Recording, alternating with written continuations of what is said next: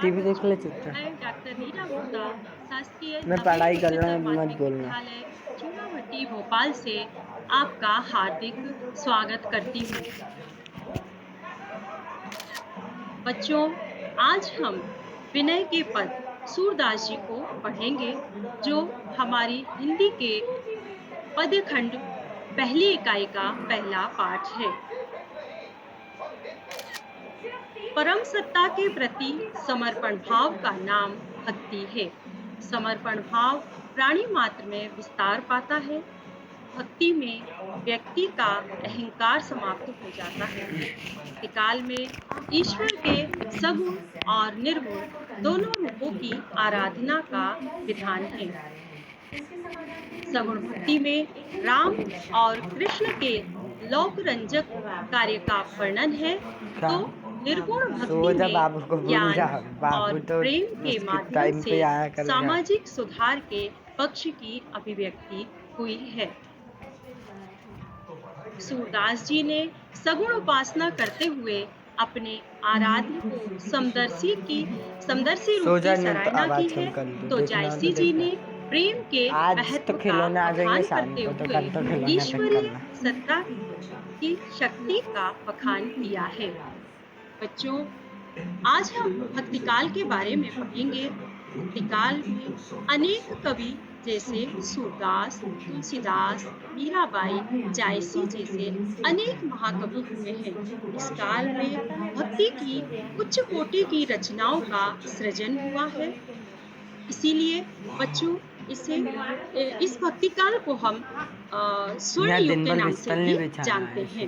बच्चों, आपने सूरदास जी के बारे में पिछली कक्षाओं में भी अध्ययन किया है, तो आज हम सूरदास जी के विनय के पद पढ़ेंगे।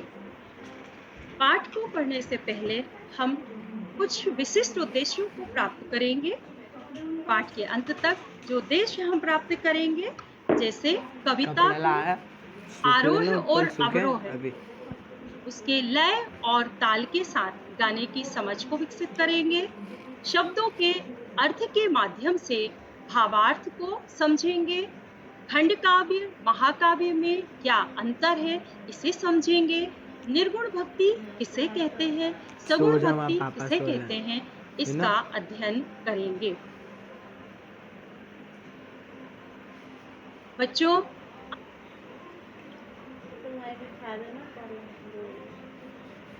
अब हम पढ़ेंगे सूरदास जी कृत विनय के पद। कविता में आए पदों का क्रम हम इस प्रकार रखेंगे। सबसे पहले हम कवि परिचय को समझेंगे, उसके बाद पद वाचन करेंगे, फिर कठिन शब्दों के अर्थ को समझेंगे। उसके बाद जो क्रम रहेगा वो संदर्भ, प्रसंग, भावार्थ और काव्य सौंदर्य का रहेगा। तो आइए बच्चों, हम सूरदास जी के बारे में जानते हैं। सूरदास जी के जन्म के बारे में अलग-अलग मत हैं। कुछ विद्वान सीहे ग्राम और कुछ विद्वान रुनकता ग्राम में इनका जन्म मानते हैं। विद्वानों के अनुसार सूरदास जी का जन्म 1478 ईस्वी में रुनकता ग्राम में माना जाता है। सूरदास जी वात्सल्य रस के सम्राट कहे जाते हैं। सूरदास जी की मृत्यु 1584 ईस्वी में हुई। बच्चों, सूरदास जी के जन्म के बारे में ऐसा कहा जाता है कि उनका जन्म सीही ग्राम में हुआ। कुछ लोग उनका रुनकता ग्राम में जन्म मानते हैं। इस तरह से उनका जन्म 1478 ईस्वी और उनकी मृत्यु 1584 ईस्वी में मानी जाती है। सूरदास जी ने बहुत सारी रचनाओं का सृजन किया, जिनमें से मुख्य रचनाएं इस प्रकार हैं। सूर सागर, सूर सारावली। सूर सारावली में 1107 पद संकलित हैं और साहित्य लहरी, जिसमें लगभग 118 पद संकलित हैं। बच्चों, इनके भाव पक्ष के बारे में जानेंगे। सूरदास जी कृष्ण लीला के अमर गायक हैं। आपके काव्य में भक्ति, वात्सल्य एवं श्रृंगार की त्रिवेणी प्रवाहित होती है। यद्यपि ऐसा कहा जाता है कि सूरदास जी ने वात्सल्य का कोना कोना तो वहाँ झाँक कर कलाकार आए लगा दे हैं, पहले। किंतु इनके काव्य में आपको वात्सल्य और श्रृंगार ये भी दर्शन होंगे। कला पक्ष, आपके काव्य में सरलता के दर्शन होते हैं। सूरदास जी ने अत्यंत सरल भाषा में अपने काव्य की रचना की है। आपकी भाषा ब्रज है। और लीजिए आपने स्टैंड आपका। के पद शैली को अपनाया है। बच्चों, सूरदास जी ने जिन पदों का सृजन किया है उनको हम गा भी सकते हैं। अनुप्रास, यमक एवं शांत आदि रसों का उन्होंने इसमें प्रयोग किया है। सूरदास जी के जो पद हैं उनमें सबसे अधिक शांत रस और अनुप्रास और यमक अलंकारों के भी दर्शन होते हैं। का साहित्य में स्थान देखेंगे हम। भक्ति काल की कृष्ण भक्ति शाखा के प्रमुख कवि सूरदास जी का साहित्य में महत्वपूर्ण स्थान है। आप हिंदी साहित्य के काव्याकाश के सूर्य हैं। आपको कहा भी गया है, सूर सूर तुलसी ससी उड़गन केशवदास। सूरदास जी को सूर्य के समान कहा है। आपका हिंदी साहित्य में विशिष्ट स्थान रहेगा। बच्चों, अब हम पद शुरू करते हैं। सबसे पहले हम पद का वाचन करेंगे। अभिगत गति कछु कहत ना आवे। आप भी हमारे साथ इसे पढ़ सकते हैं। आपकी टीवी स्क्रीन पर है ये। चलने दीजिए। अभिगत गति कछु कहत ना आवे, ज्यों गूंगे मीठे फल को रस अंतर्गत ही भावे। परम स्वाद सबही सुनिरंतर अमित तोष उपजावे। मन वाणी को अगम अगोचर सो जाने सो पावे। रूप रेख गुण जाति जुगति बिनु निरालंब कित धावे। सब विधि अगम विचारहि ताते सूर सगुन पद उनको गावे। सोन दे तो बच्चों, इधर आ जा तो। सबसे पहले हम पद में आए हुए कठिन शब्दों के अर्थ को लिखेंगे। आप अपनी कॉपी पर इन्हें नोट कर सकते हैं। अभिगत, जिसके विषय में ज्ञान ना हो। अभिगत का मतलब होता है जिसके विषय में ज्ञान ना हो। तू सो जा, वो अगम। 3 बजे आए थे।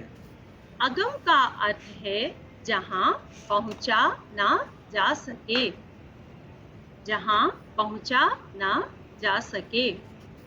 अगोचर, मोहित गोली खिला दे। अगोचर का अर्थ होता है जो दिखाई ना दे। गोचर का अर्थ होता है दिखाई देना, जिसे हम देख सकते हैं, लेकिन अगोचर का अर्थ जो हमें दिखाई ना दे।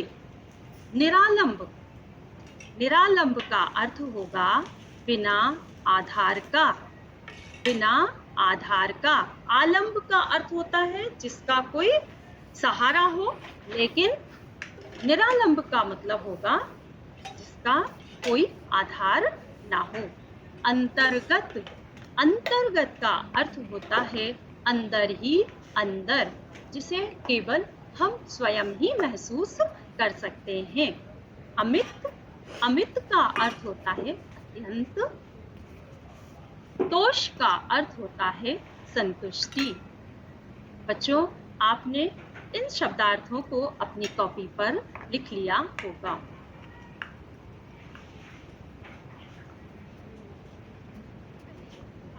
संदर्भ को लिखेंगे। बच्चों, संदर्भ में हमें केवल पाठ का नाम और कवि का नाम ही देना है। तो इसके हम 2 बिंदु बना सकते हैं। पहले बिंदु में हम पाठ का नाम देंगे, विनय के पद, और दूसरे बिंदु में हम कवि का नाम सूरदास लिखेंगे। प्रसंग में आएगा, सूरदास जी ने साकार भक्ति के बारे में बताया है और निर्गुण भक्ति का खंडन किया है। बच्चों, अब हम इस पद का अर्थ समझेंगे कि पद में क्या बताया गया है। अविगत आया। गति कछु कहत ना आवे। सूरदास जी कहते हैं कि जिसके बारे में कुछ जाना ही नहीं जा सकता, अविगत यानी जिसके बारे में जाना नहीं जा सकता, उसकी गति के बारे में क्या कहा जा सकता है। ज्यों गूंगे मीठे फल को रस अंतर्गत ही भावे। उन्होंने निर्गुण निराकार भक्ति के बारे में उदाहरण के माध्यम से समझाते हुए बताया है कि जिस प्रकार एक गूंगे व्यक्ति को आप कोई मीठा फल खाने देते हैं और उससे उसके आनंद के बारे में यदि आप जानना चाहते हैं, तो चूंकि उसके पास वाणी नहीं है, वाणी ना होने के कारण वो उसकी व्याख्या नहीं कर सकता, ठीक उसी प्रकार निर्गुण ब्रह्म के बारे में ऐसा कहा गया है कि जैसे गूंगे व्यक्ति को अगर आप मीठा फल खाने को देते हैं तो उसका आनंद जो उसे चरमोत्कर्ष तक पहुंच रहा है, वो अंदर ही अंदर अपने हृदय में उसको महसूस करेगा। परम स्वाद सबहि सुनिरंतर अमित तोष उपजावे। उसे उस मीठे फल का जितना आनंद आ रहा है उसको वह व्यक्त नहीं कर सकता। अपने मन में उसके आनंद को, उसकी संतुष्टि को वह महसूस करता रहेगा। सूरदास जी कहते हैं, मन वाणी को अगम अगोचर सो जाने जो पावे। मन और वाणी से विरक्त निर्गुण ब्रह्म के बारे में वही बता सकता है जिसने इसे महसूस कर लिया है, जिसने इसे जान लिया है। अर्थात जो इसके बारे में जानता है वही इसके बारे में बता सकता है। रूप रेख गुण जाति जुगत निरालंब हित धावे। सूरदास जी का ऐसा मानना है कि जिस निर्गुण निराकार ब्रह्म का कोई आकार नहीं है, कोई रूप नहीं है, कोई गुण नहीं है, उसकी कोई जाति नहीं है, तो ऐसी स्थिति में निरालंब बिना आधार के व्यक्ति दौड़ रहा है, भाग रहा है। सब विधि अगम विचारे ताते सूर सगुन लीला दिखावे। सूरदास जी कहते हैं कि मैंने विभिन्न प्रकार से निर्गुण ब्रह्म के बारे में जाना और जानने के बाद मैंने यह पाया कि जिस निर्गुण ब्रह्म तक आसानी से पहुंचा नहीं जा सकता है, उस ब्रह्म की उपासना को मैं कैसे कर सकता हूँ। इसलिए मैं साकार ब्रह्म श्री कृष्ण की लीला का गायन करता हूँ। बच्चों, आपको इसका अर्थ समझ में आया होगा। अब हम इसका काव्य सौंदर्य देखेंगे। काव्य सौंदर्य का मतलब होता है कि हमने जो पद पढ़ा उस पद में कौन कौन सी विशेषताएं ऊपर निकल कर आई, उभर कर आई। जैसे उसकी भाषा क्या है, तो सूरदास जी ने ये जो पद रचना की है इसकी भाषा ब्रज है। सगुण उपासना को उन्होंने उत्तम बताया है। अनुप्रास अलंकार और शांत रस है। बच्चों, अनुप्रास अलंकार के बारे में आप लोगों ने खूब पढ़ा होगा, क्योंकि पिछली कक्षाओं में हमने जो पाठ पढ़े हैं उनमें आपने अनुप्रास अलंकार के बारे में जाना होगा। फिर भी मैं आपको यहाँ पर बताती हूँ कि अनुप्रास अलंकार कहाँ होता है। जहाँ पर जिन काव्य पंक्तियों में एक ही वर्ण की आवृत्ति बार बार होती है वहाँ पर अनुप्रास अलंकार होता है। आपको उदाहरण में आपके शिक्षक ने बताया भी होगा, चारु चंद्र की चंचल किरणें खेल रही थी जलथल में। यहाँ पर चारु चंद्र च की आवृत्ति होने के कारण यहाँ पर अनुप्रास अलंकार है। बच्चों, अब हम सूरदास जी का दूसरे पद का अर्थ जानेंगे। क्रम हमारा वही रहेगा, पहले हम पद को पढ़ेंगे, आप हमारे साथ इस पद का वाचन करें, इसके बाद हम इसके अर्थ को समझेंगे। शब्दार्थों को लिखेंगे और फिर अर्थ को समझेंगे। दूसरा पद इस तरह है, हमारे प्रभु अवगुण चित ना धरो, समदर्शी है नाम तुम्हारो, सोई पार करो। एक लोहा पूजा में राखत, एक घर अधिक परो, सो दुविधा पारस नहीं जानत, कंचन करत हरो। एक नदिया एक नार कहावत, पायलो नीर भरो।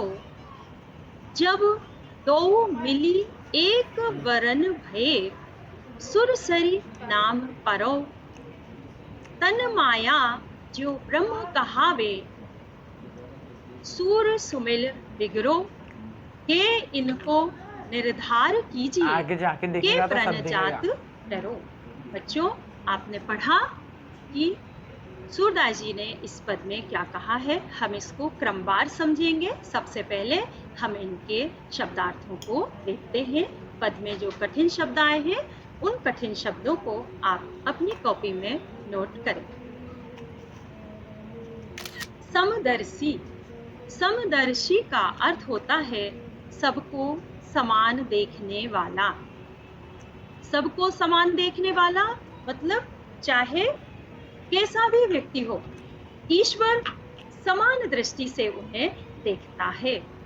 दुविधा मतलब भेद, किसी प्रकार की वह दुविधा में नहीं पड़ता है।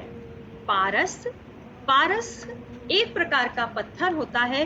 बच्चों, आपने सुना होगा कि पारस में एक विशेषता होती है, लोहे को छूकर वो सोना बना देता है। जैसे ही हम पारस पत्थर को लोहे से छुआते हैं या उसे टच करते हैं तो वह सोने में परिवर्तित हो जाता है। कंचन, नीर और सुरसरी। बच्चों, यहाँ पर हमने इनके पर्यायवाची भी दिए हैं। एक से अधिक अर्थ हमने इनके समानार्थी आपको बताए हैं। कंचन, कंचन का अर्थ होता है सोना, स्वर्ण, कनक।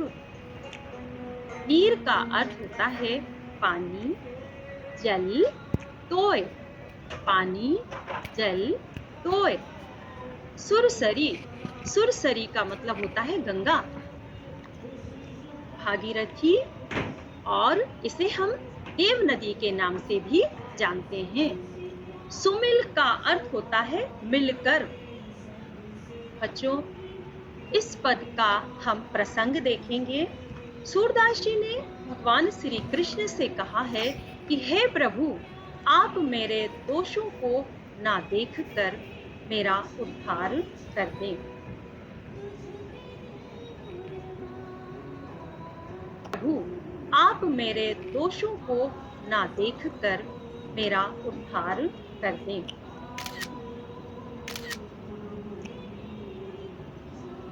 अब हम इसका अर्थ समझेंगे। हम दो दो लाइनों को लेते जाएंगे और इसका अर्थ समझते जाएंगे। हमारे प्रभु अवगुण चित ना धरो।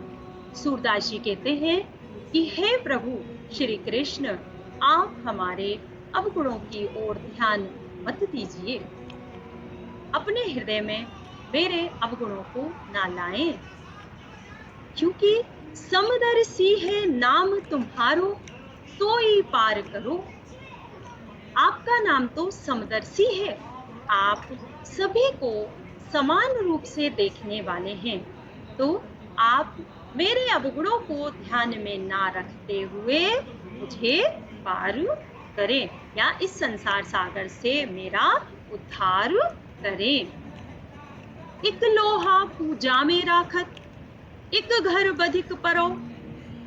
यहाँ पर सूरदास जी कह रहे हैं, उन्होंने उदाहरण दिए हैं। यहाँ पर उदाहरण शैली का प्रयोग करते हुए विभिन्न उदाहरणों के माध्यम से बताया है कि आप समदर्शी हैं, तो किसी में आप भेद ना करें। एक लोहा पूजा में राखत, एक घर बधिक परो। एक लोहा हम पूजा के घर में रखते हैं और एक बधिक यानी कसाई के घर में होता है। किस प्रकार? बच्चों, हम शस्त्र पूजा करते हैं जिसमें तलवार आदि की पूजा होती है, तो उसे हम अपने ईश कक्ष में, जो हमारा पूजा का कक्ष होता है, उसमें उसे हम रखते हैं। और एक लोहा कसाई के घर में होता है, जिससे वह जानवर आदि का वध करता है। सो दुविधा पारस नहीं जानत, कंचन करत खरो। यहाँ पर पारस का अर्थ हमने आपको बताया था कि जब लोहे को वह टच करता है या छूता है तो वह सोने में परिवर्तित हो जाता है। तो पारस को यहाँ पर समदर्शी कहा है। इस पारस क्या है, वह इस दुविधा में नहीं पड़ता, वह इतना विचार नहीं करता कि ये पूजा में रखा हुआ लोहा है या ये बधिक के यहाँ का लोहा है। जैसे ही वो उनको छूता है वैसे ही वह सोने में परिवर्तित हो जाता है और एकदम खरे सोने में बदलता है। दूसरा उदाहरण उन्होंने दिया है कि एक नदिया एक नार कहावत, मैलो नीर भरो। एक नदी जिसमें पवित्र जल बहता है और एक नाला जिसमें गंदगी रहती है। आप जानते हैं नदी और नाले का फर्क। नदी में बहाव रहता है इसलिए उसका जल पवित्र होता है, और नाला उसका जल स्थिर रहता है इसलिए बहुत सारे लोग उसमें गंदगी भी डालते हैं तो उसका पानी मैला हो जाता है, गंदा हो जाता है। तो एक नदी पवित्र होती है और नाला मेल से भरा हुआ होता है। जब दो मिली एक बरन भय, सुर सरी नाम परो। लेकिन जब ये दोनों मिलकर देव नदी गंगा में जाते हैं तो वहां पर ये देव नदी अर्थात गंगा बन जाते हैं। गंगा भी ये भेद नहीं करती कि ये नाले का पानी है या ये नदी का पानी है। जैसे ही नदी और नाले का पानी गंगा में समाहित होता है वैसे ही वो गंगा जल बन जाता है। तन माया ज्यो ब्रह्म कहावत, सूर सुमिल बिगड़ो। सूरदास जी विभिन्न उदाहरणों के माध्यम से कहते हैं कि हे ईश्वर, मेरा जो शरीर है और मेरी जो आत्मा है वो माया के साथ मिलकर बिगड़ गई है, माया में मिलकर बिगड़ गई है। के इनको निर्धार कीजिए, के प्रणजात करो। या तो आप इसका निर्धारण कीजिए कि आप समदर्शी हैं या नहीं। अगर आप समदर्शी हैं तो मेरा उद्धार कीजिए, अन्यथा आपका ये प्रण समदर्शी कहलाने वाला नष्ट हो जाएगा, बेकार जाएगा, टल जाएगा।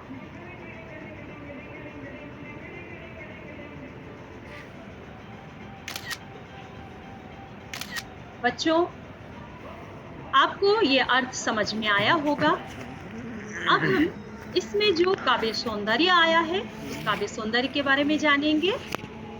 ब्रज भाषा में ही इस पद का सृजन हुआ है, तो भाषा हम लिखेंगे ब्रज।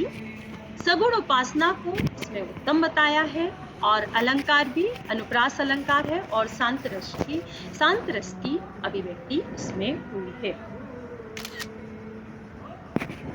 बच्चों, हम तीसरे पद पर चलते हैं। इसका वाचन करेंगे हम। मौसम कौन कुटिल खल कामी, तुम सो कहाँ छिपी करुणा में, सबके अंतर जामी। जो तन दियो ताहि बिसरायो, ऐसो नौन हरामी। भरी भरी द्रोह विषय को धावत, जैसे सूकर ग्रामी। सुनि सत्संग होय जे आलस, विषयन संग बिसरामी। श्री हरि चरण छाण विमुखन की, निस्दिन करत गुलामी। पापी परम अधम अपराधी, सब पतितन में नामी। सूरदास प्रभु अधम उदाहरण, स्वामी। इस पद में आए हुए कठिन शब्दों को हम जानेंगे। कुटिल, कुटिल का अर्थ होता है कपटी।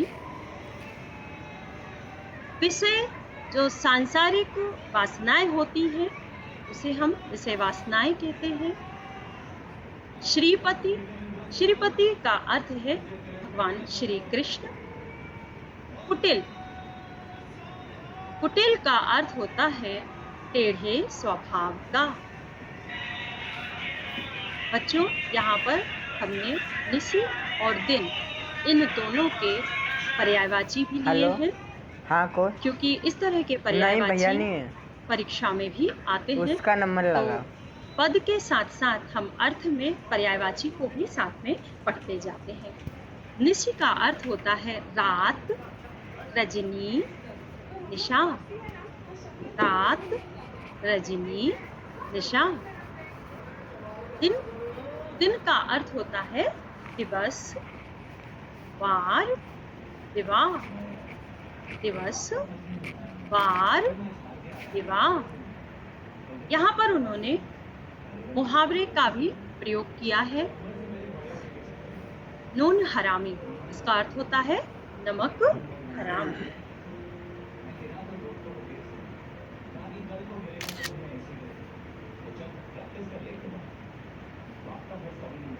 बच्चों, इस पद का प्रसंग है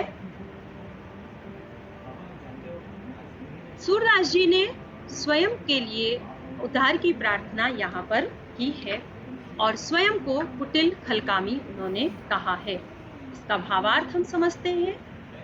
मौसम कौन कुटिल खलकामी। सूरदास जी कहते हैं, हे प्रभु, मेरे समान टेढ़ा, दुष्ट और काम वासनाओं में लिप्त कौन होगा। तुम सो कहाँ छिपी करुणा में सबके अंतर जामी। मैं आपसे इस बात को छिपा भी नहीं सकता, क्योंकि आप अंतर्यामी हैं। हे करुणामय, आप सबकी दशा को समझते हैं, क्योंकि आप सभी के हृदय को जानने वाले हैं। जो तन दियो ताहि विसरायो, ऐसो नोन हरामी। मैं इतना नमक हराम हूँ कि आपने मुझे ये शरीर पूजा के लिए दिया था, अच्छे अच्छे कार्य करने के लिए दिया था, किंतु मैंने इस बात को विसरा दिया, भुला दिया। भरी भरी द्रोह विषय को धावत, जैसे सूकर गामी मैं सांसारिक विषय वासनाओं में इतना रम गया कि मैं भर भर कर मैं क्या करता हूँ, विषय वासनाओं के पीछे भागता हूँ, जिस प्रकार सूअर गंदगी के पीछे भागता है। सुन सत्संग होते जी आलस। सूरदास जी यहाँ पर कहते हैं कि मैं विषय वासनाओं में इतना रम गया कि मुझे उनसे आराम ही नहीं है, और जब सत्संग की बात आती है तो मुझे आलस्य आने लगता है। आपने देखा भी होगा, बहुत सारे टीवी चैनल पर जब सत्संग की बात आती है तो बहुत सारे जो गुरु हैं वहाँ से सत्संग कर रहे होते हैं और जनता में बैठे हुए बहुत सारे लोग आपस में बातें करते रहते हैं, क्योंकि उन्हें आपस में चर्चाएं करने में ही ज़्यादा आनंद आता है, ईश्वर के बारे में सुनने में कम आनंद आता है। तो सूरदास जी यहाँ पर वही बात बता रहे हैं कि मैं विषय वासनाओं में इतना लिप्त हो गया हूँ कि मैंने आपको विसरा ही दिया।